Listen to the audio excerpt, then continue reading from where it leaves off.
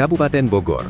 Sorotan keras tertuju kepada penilik pendidikan non-formal di Kabupaten Bogor, menyusul mencuatnya dugaan ketidaksesuaian kegiatan pembelajaran di PKBM Nurul Ihya, dengan laporan administrasi yang menjadi dasar pencairan dana bantuan operasional penyelenggaraan, atau BOP.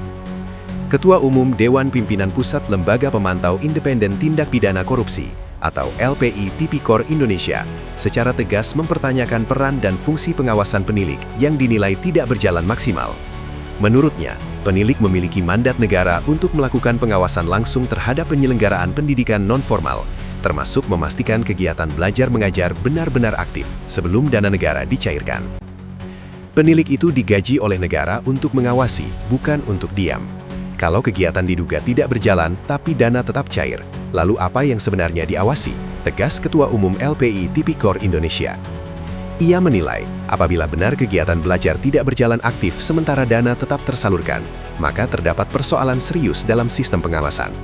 Kondisi tersebut dinilai berpotensi menimbulkan dugaan kelalaian struktural yang sistematis.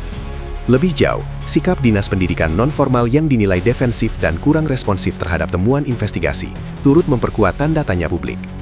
Dalam konteks pengelolaan dana pendidikan, pembiaran dan lemahnya pengawasan bukan sekadar kesalahan administratif, tetapi dapat membuka ruang terjadinya penyimpangan anggaran yang merugikan negara. Somasi terbuka kedua dilayangkan. Sebagai bentuk keseriusan, Ketua Umum LPI Tipikor Indonesia secara resmi melayangkan somasi terbuka kedua, nomor 069/LPI Tipikor/III/2026, kepada pimpinan PKBM Nurul Ihya dengan NPSN P2960765 yang beralamat di Kecamatan Tenjolaya, Kabupaten Bogor, Jawa Barat. Somasi tersebut berisi tuntutan klarifikasi dan pembukaan dokumen penggunaan dana BOP tahun anggaran 2024-2025, menyusul dugaan ketidaktransparan serta indikasi ketidaksesuaian antara laporan administrasi dan fakta kegiatan di lapangan. Ketua Umum LPI Tipikor Indonesia menegaskan bahwa somasi ini bukan sekadar formalitas, melainkan peringatan keras terakhir sebelum persoalan dibawa ke ranah hukum. Ini bukan surat biasa, ini peringatan resmi. Jika tidak ada klarifikasi dan pembukaan dokumen, kami akan tempuh jalur hukum tanpa kompromi, ujarnya. Dugaan kegiatan belajar tidak aktif. Berdasarkan hasil investigasi tim bersama awak media dan keterangan sejumlah narasumber, kegiatan belajar mengajar di PKBM tersebut diduga sudah lama tidak berjalan aktif, meskipun secara administratif tetap tercatat menerima dana BOP. PKBM ini tercatat menyelenggarakan kurikulum paket C Merdeka dengan jadwal 6 hari dalam seminggu. Namun fakta di lapangan menunjukkan adanya dugaan ketidaksesuaian signifikan antara laporan resmi dan realitas kegiatan pembelajaran. Jika dugaan ini terbukti benar, maka muncul pertanyaan krusial, bagaimana dana dapat terus dicairkan apabila aktivitas pendidikan tidak berjalan sebagaimana mestinya? Tuntutan transparansi dan ancaman laporan hukum.